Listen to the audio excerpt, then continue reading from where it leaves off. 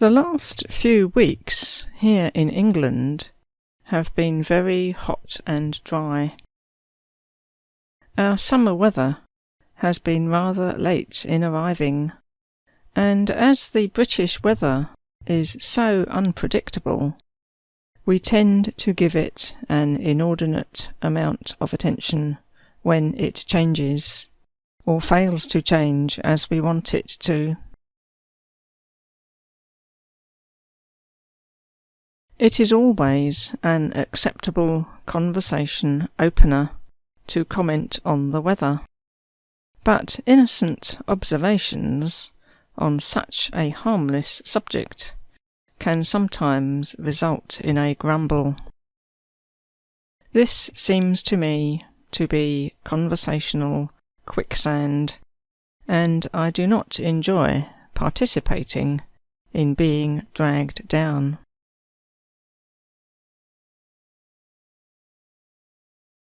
Extra efforts are needed to counter it with a more positive view, in order to purposely deflect the grumbler's intention.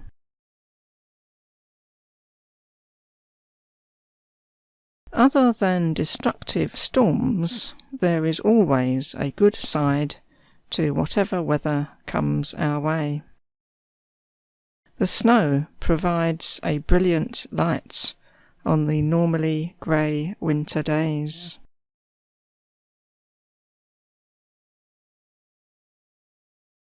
Freezing weather breaks down the farmer's lumpy soil, or can be a convenient excuse to stay indoors by the warm radiator.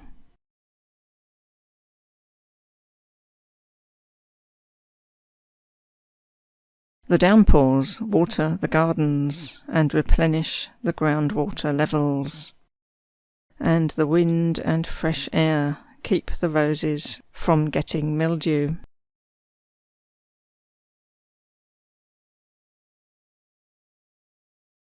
The sun makes everything grow and ripen, and a grey day is the best time to concentrate on catching up with other jobs, so that one is more free when better weather comes.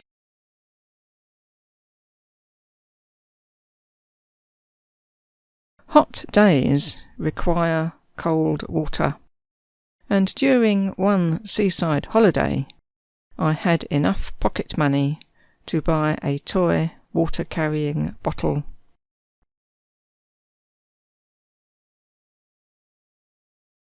It was an oval shape, made of yellow plastic, with bands and straps made of red plastic, fully adjustable with an array of buckles and poppers.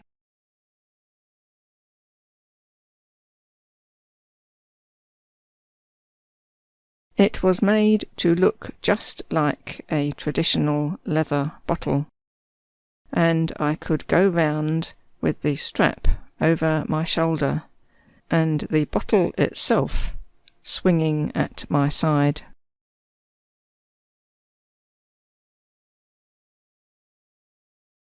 I used it all week, duly filling it to the brim every morning, and taking warm plastic-flavoured sips all day, while we explored the beaches, cliffs and shops.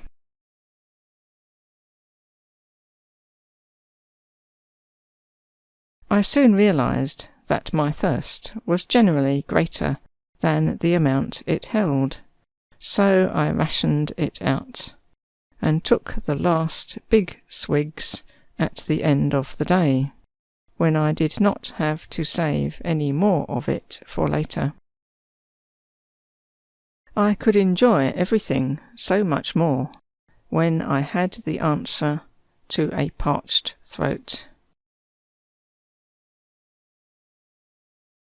I began to wonder how many of these bottles I would need for proper thirst quenching all day, and concluded that I could not practicably carry my entire day's requirements with me.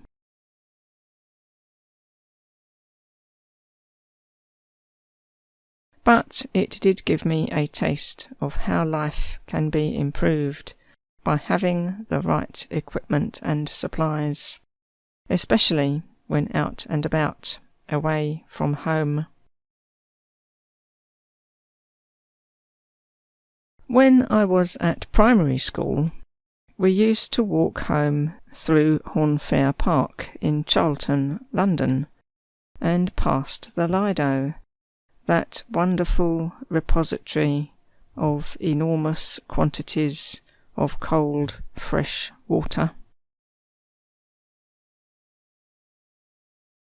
On a hot summer day, I would long to go in and join in with the raucous shrieks and splashing sounds that I could hear wafting over the high perimeter wall.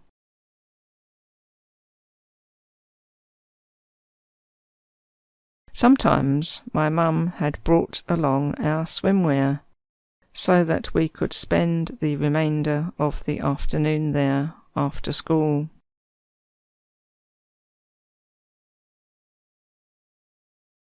On really hot, sweltering days, there was always a long queue, but I was very happy to join it, knowing what pleasures were to come.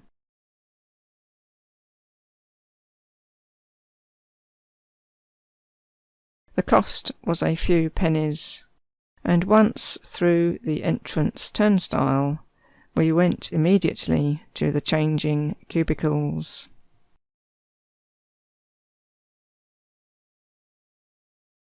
We then took our clothes and other belongings to the storage area counter, where they put them in a metal cage-type crate, with a large compartment for clothes and a separate pocket for shoes.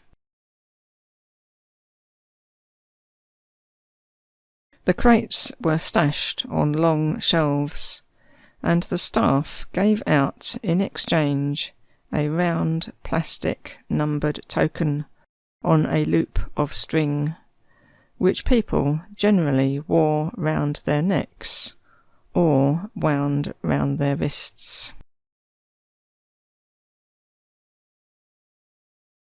Then we had to go through a lobby, treading through a few inches of water that washed our feet, finally emerging into the brilliant sunshine once again.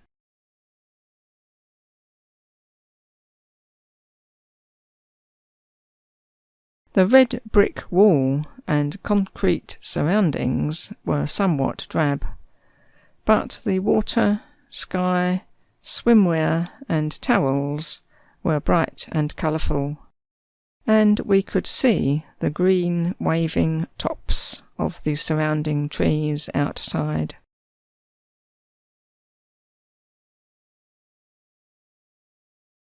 The Lido consisted of one very large rectangular pool, with slides and diving boards. At the far end was a small, shallow pool, with steps at both ends for children, about waist-high for adults.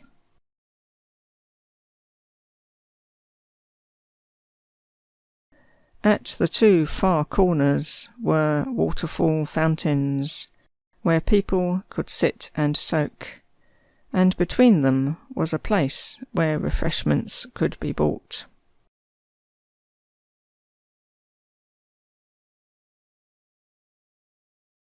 In between the two foot-washing lobbies was a cafe, and those who had not come to swim could remain there and watch the swimmers, as shoes were not allowed in the main Lido area.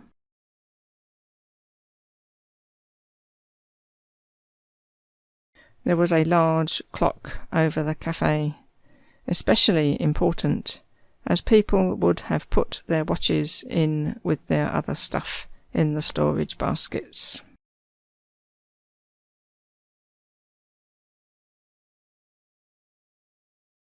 The ideal place to position our towels was near to the shallow end, but away from the edge and its dripping wet traffic and splashes from people jumping in.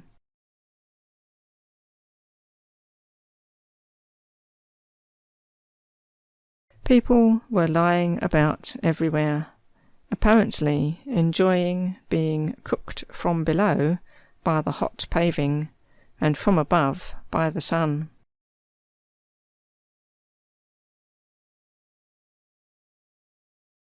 I was perplexed by people's desire to lounge about like this, as to my mind the whole purpose was to play in the water, and not sit on the hard concrete for a single minute of our time there.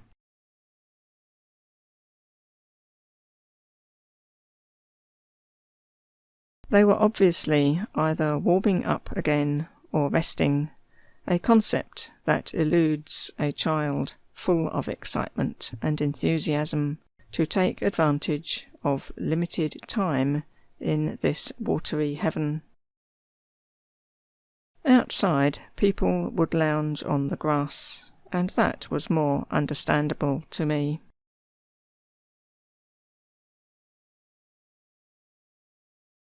The tokens were an occasion for the young men to show off, throwing them into the water, and then having to dive down to retrieve them, a watery game of dare.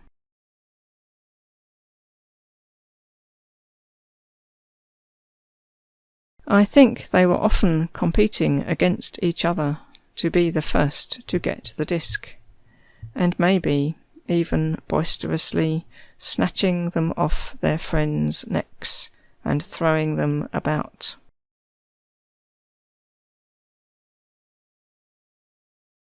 Meanwhile, I pursued the more interesting activity of learning how to float or swim in different styles, copying as best I could those about me who knew how to do it properly.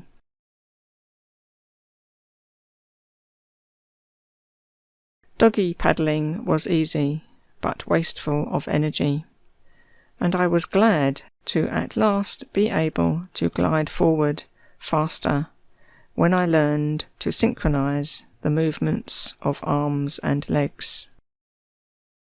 Butterfly stroke was the least favourite, as it meant a big faceful of water on each stroke.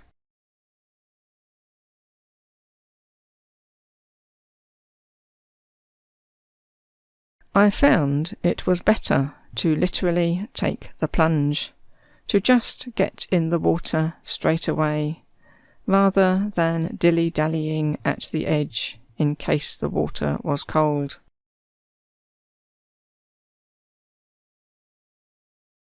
Time was of the essence, and I did not want to waste precious swimming minutes in hesitation, although the children's shallow pool was warmer and a good way to let oneself in gradually.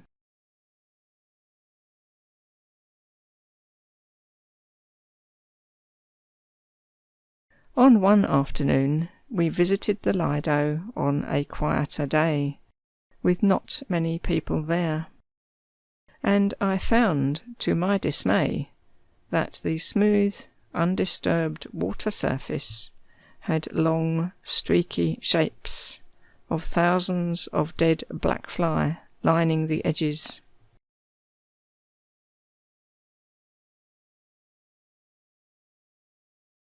Such things would usually be masked by the movement of the crowds of people.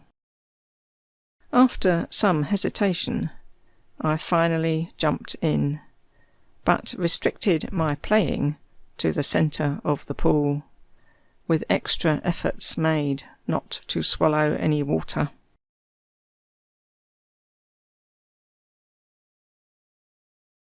At the end of each visit, we did not relish the prospect of returning to our former hot, dry existence.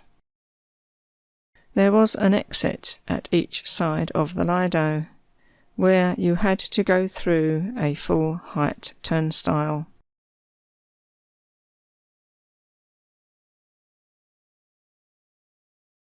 The fast clanging and clicking noise as the vertical row of bars went round signalled the end of cool and refreshing activities, and the beginning of the long walk home, clean and tired, but wishing the lido time could have lasted forever.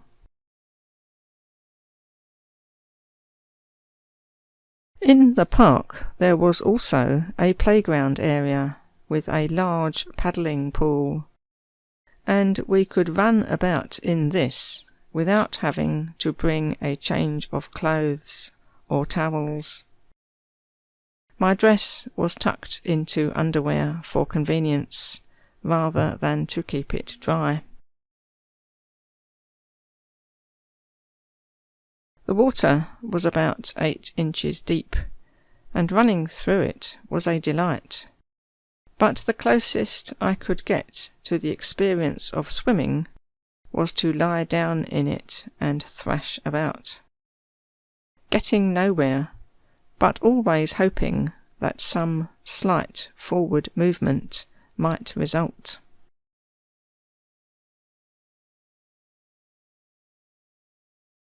Once, when I did this rather too energetically, I emerged from the pretend swim to find that I had grazed my arms and legs.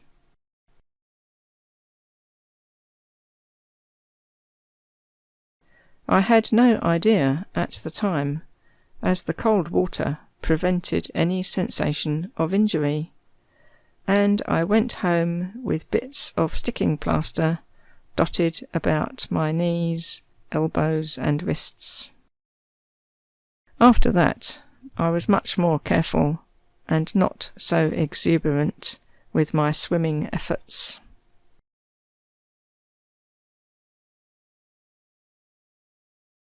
The paddling pool was most attractive when it was being refilled, as there was a large, noisy, gushing outlet at one end, in which we could play and make attempts to resist the surge of water.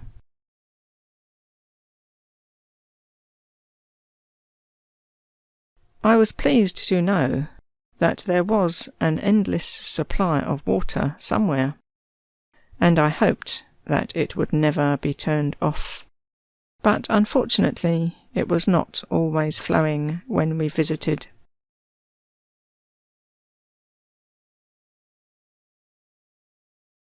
I liked to play in the very centre, as all the sides seemed so far away, and I felt I was in a small blue sea under a spacious blue sky, but safe in the knowledge that Mum and Nan were sitting on the grass not too far away.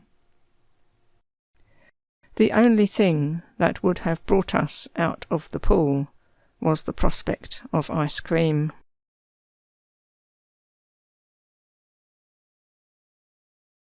In later years, we visited the indoor swimming pool at Greenwich Public Baths, a smart red brick building with white stone detail and 2 arched entrances at the top of 2 wide flights of steps.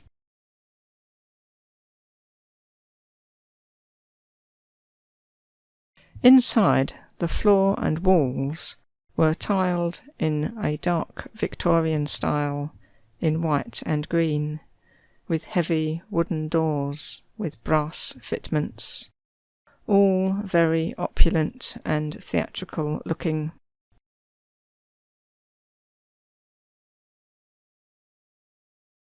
Immediately upon entering, we could hear the same excited shouts and splashing sounds coming from what seemed like some distance, but really just muffled behind more doors.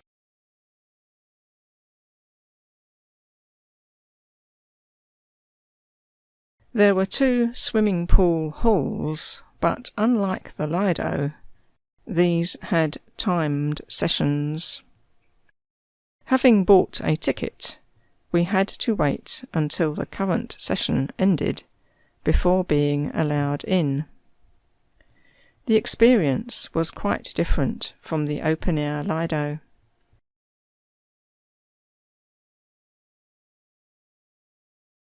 We were enclosed with no sun shining on us. It was not so crowded, and the sounds bounced off the ceiling and reverberated around the space. The air had a faint, bleachy smell from the chlorinated water.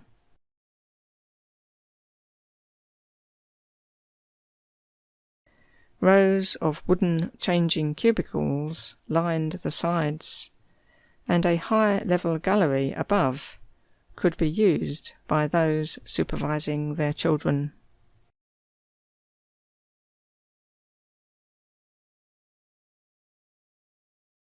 I mainly played in the area from shallow to middle, but occasionally I would make the courageous effort to swim a width over the deep end, knowing that there was no reachable floor under my feet.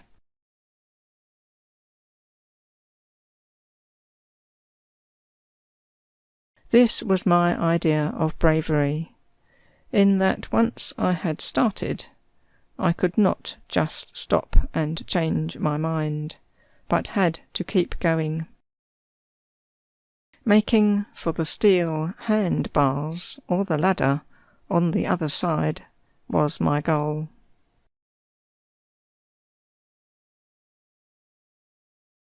On one occasion I made an effort to bob down vertically to the bottom at the deepest corner, and was surprised to eventually make it to the cold tiles on the seabed, but I soon shot back up out of that silent and airless world, where I had no business staying for too long.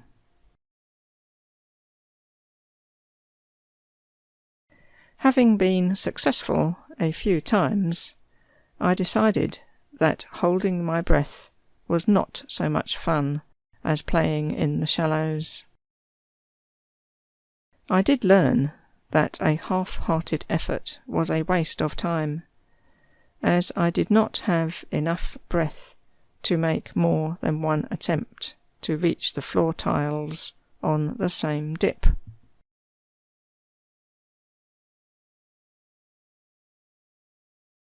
Another time I realized I could open my eyes underwater, which took some courage to do the first time, but I soon gave this up as being too uncomfortable, and it exacerbated the sore eye effect next day from the chlorination of the water.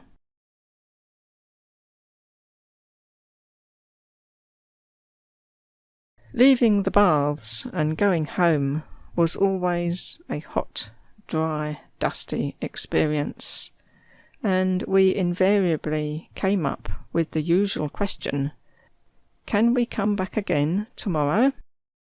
To which the answer was, "We'll see."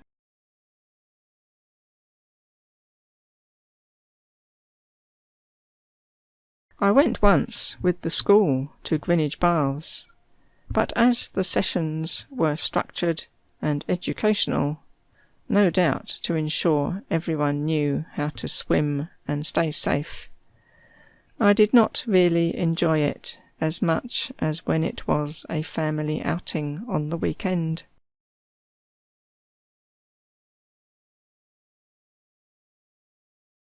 I knew that my quest for summer water activities would never be over, and the best we could manage at home would be to fill the largest container we could find, a large old zinc washing bucket placed in the middle of the lawn. It would not be swimming, but it would at least provide the desired relief from the heat.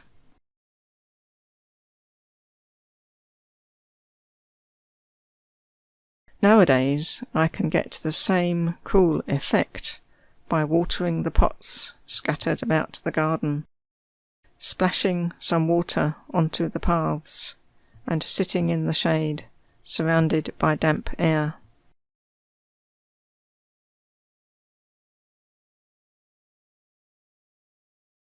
There is no planning necessary, no queue, no charge, no announcement at the end of the session, and no need to leave it all behind to start the long tramp home.